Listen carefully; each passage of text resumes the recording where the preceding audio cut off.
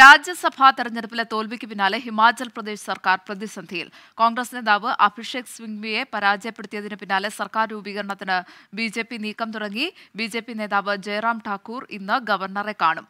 മുതിർന്ന നേതാക്കളായ ഭൂപിന്ദർ സിംഗ് ഹൂഡയും DK ശിവകുമാറിനെയും നിരീക്ഷകരായി കോൺഗ്രസ് നിയോഗിച്ചു. ഇരുവരും MLA-മാരുമായി ചർച്ചകൾ തുടങ്ങി. ഡൽഹിയിൽ നിന്ന് രാധാകൃഷ്ണൻ വാർത്തയുടെ വിശദാംശങ്ങളുമായി ചേരുകയാണ്. ഒരു രാജ്യസഭാ സ്ഥാനാർത്ഥിയെ വിജയിപ്പിക്കാൻ കംഫർട്ടബിൾ മെജോറിറ്റി ഉണ്ടായിട്ടുകൂടി BJP അട്ടിമറി വിജയം നേടുന്ന ഒരു സാഹചര്യം നമ്മൾ ഇന്നലെ കണ്ടതാണ്. ഉത്തരേന്ത്യയിലെ ഏക കോൺഗ്രസ് സർക്കാർ പ്രതിസന്ധിയിലാണോ? ഇനി എന്താണ് കോൺഗ്രസിന് മുന്നിലുള്ള പോംവഴി?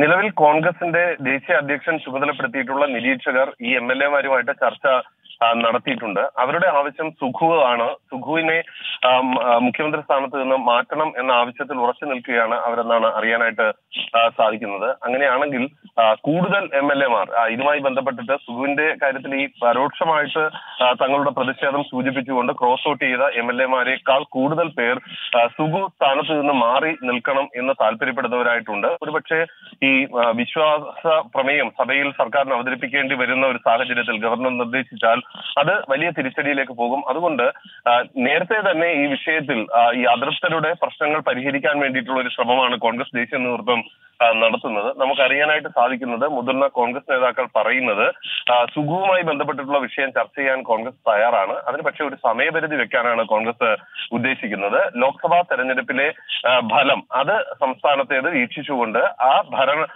അനുകൂലമായിട്ടുള്ള ഫലമാണ് അവിടെ ഉണ്ടാകുന്നതെങ്കിൽ സുഖുവിനെ തുടരാനായിട്ട് അനുവദിക്കാം, അഥവാ എതിർഫലമാണെങ്കിൽ സുഖുവിനെ മാറ്റാം എന്നൊരു നിർദ്ദേശമാണ് താൽക്കാലികമായിട്ട് ഉയർന്നിരിക്കുന്നത് എന്നതാണ്. ഇതുമായി ബന്ധപ്പെട്ടിട്ടുള്ള ചർച്ചകൾ ഏതായാലും ആരംഭിച്ചിട്ടുണ്ട്. ഇന്ന് ഉച്ചയോടുകൂടി ഇതുമായി ബന്ധപ്പെട്ട തീരുമാനം അറിയാൻ സാധിക്കുമെന്നാണ് കരുതുന്നത്. ഗോപിക, ഉത്തരേന്ത്യയിലെ ഏക കോൺഗ്രസ് സർക്കാർ പ്രതിസന്ധിയിലാണ്. വിമത MLA-മാരെ അനുനയിപ്പിക്കാനുള്ള ശ്രമങ്ങൾ അവിടെ തുടരുകയാണ്. രാധാകൃഷ്ണനാണ് വാർത്തയുടെ വിശദാംശങ്ങൾ നൽകി.